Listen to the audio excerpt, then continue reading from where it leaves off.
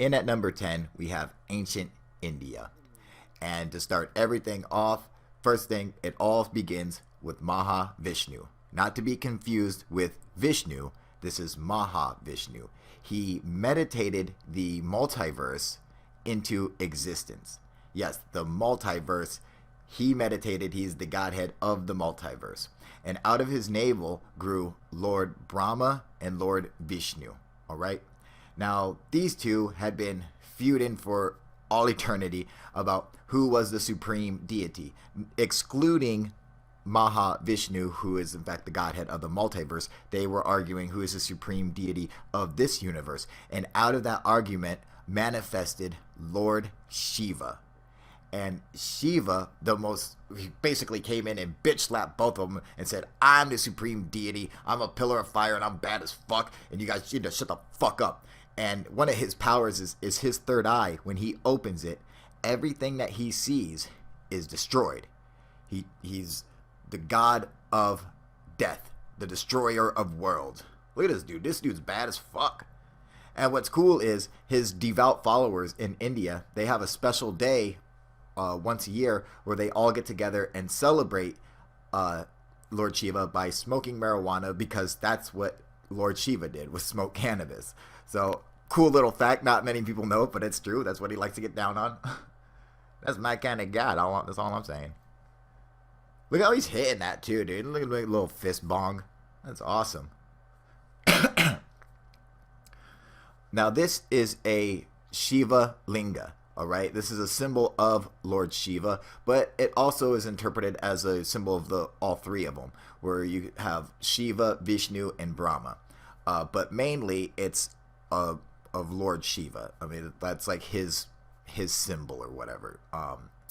So, and what's cool is with the Shiva Lingas, there's a river of 1,000 lingas, where you find them everywhere.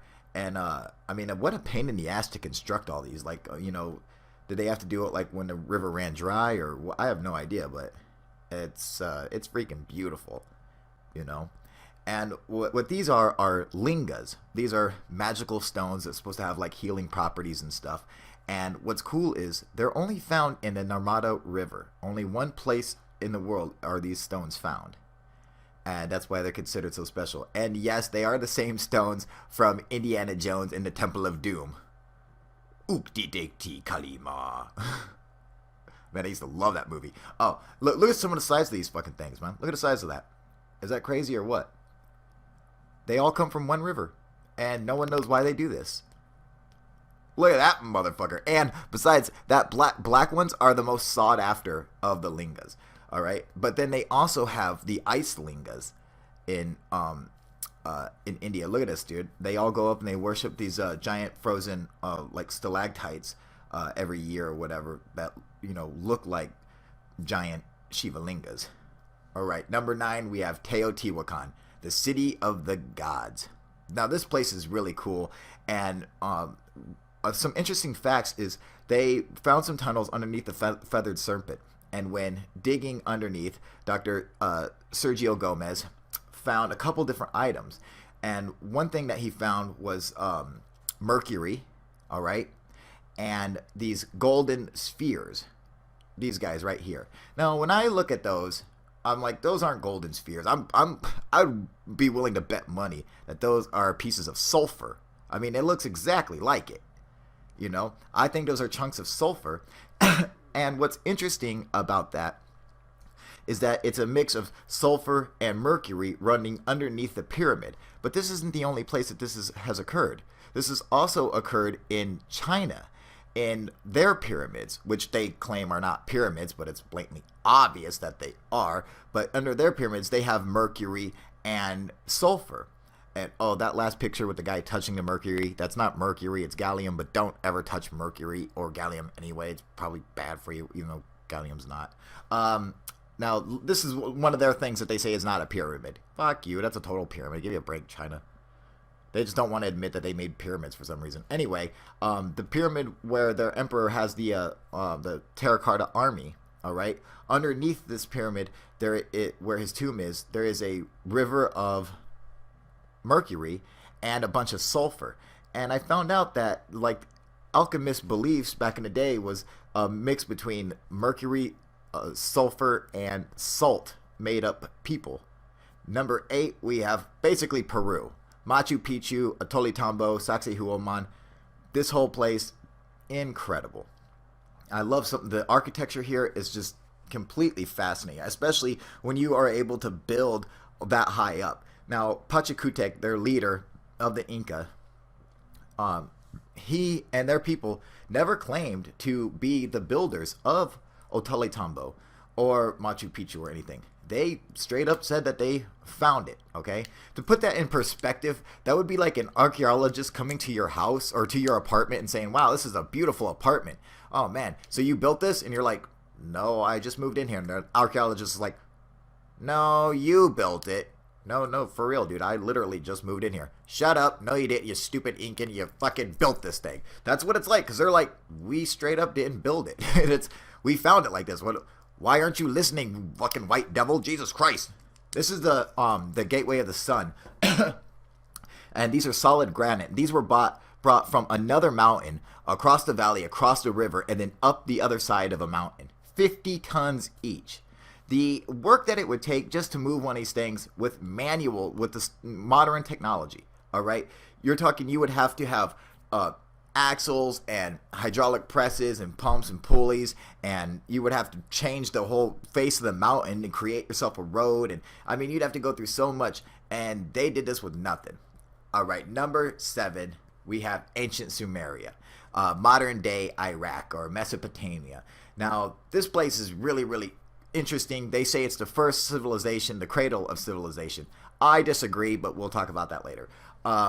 These, like the text you saw right there, the King's List, that talks about the kings going back 450,000 years. Now, here is a relief of them fighting the Phrygians, and here's some other cylinder rolls or whatever. There's a couple of their gods, Ahura Mazda and stuff, flying above the tree of life. Number 6, we have Puma Punku. Now, although I did basically feel like I had figured out what their construction methods were based on the evidence, some people still disagree with me. I think it's correct. You can go and check out my video about what lies underneath Puma Punku for the whole explanation, but I still like to add it to the list because I do think this place is incredibly fascinating, and it's steeped in ancient alien culture. And, you know, a lot of people revere it as, you know, like a place where aliens might have built it for real. I completely disagree, but I still want to add it to the list because I think it's fantastic. It's a beautiful site, and everybody should go and see it. Number 5, we have beautiful ancient Egypt. Now, Egypt has a little bit of everything. Okay, you have the Temple of Light and Dendera with the light bulbs. These Sphinx paws were actually found in Israel. You know, now look at like the King's Chamber. You know, look at the cut on the side, the corner, like it's like melted down. Well, that happens in both of the major pyramids. See, there's another picture, and this is in the other pyramid. Why do they both have that?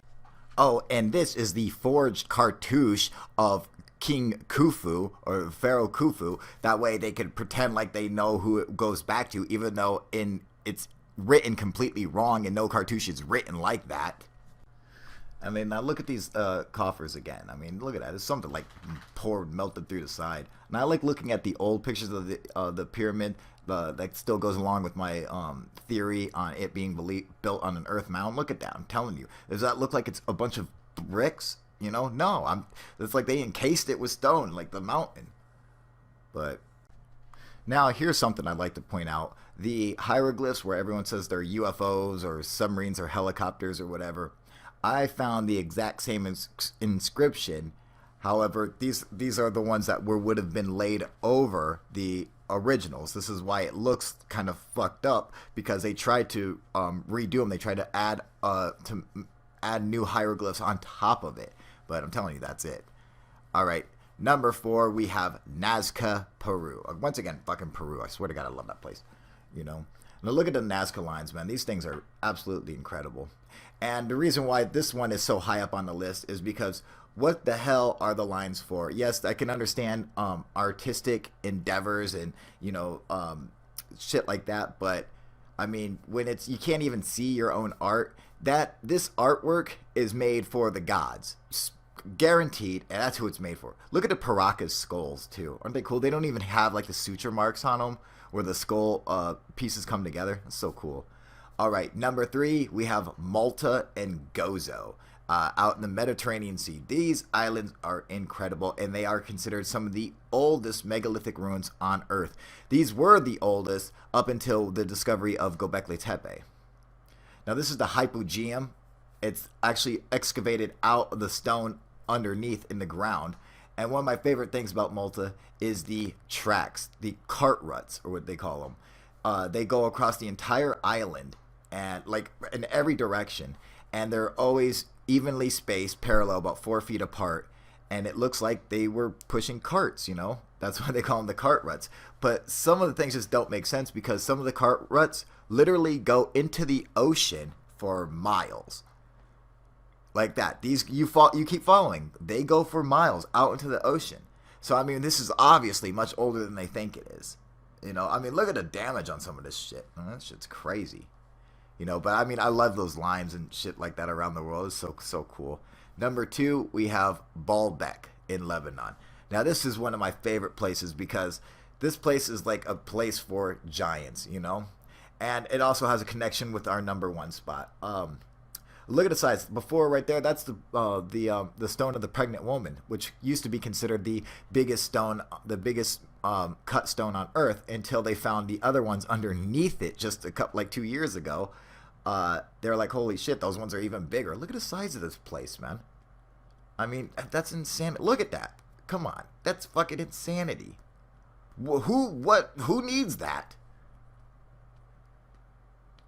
That's a Temple of Barakas, man. That place is so cool looking. And some of the places in Baalbek still have their ceiling. It's really neat looking.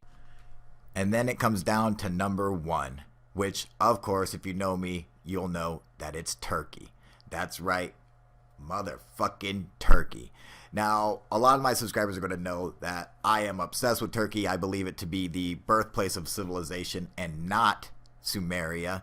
But we can get into all that stuff in a whole other video, so I'm not going to show any clips for Turkey or discuss anything about it because I feel that it's earned its own episode, and so I'm going to be putting that out next because this place just has too much cool stuff, and I think the world needs to see it, and we need to understand how much evidence proves that that's where the first civilization came from. So it will get its own video. So that is your top 10 list, you guys.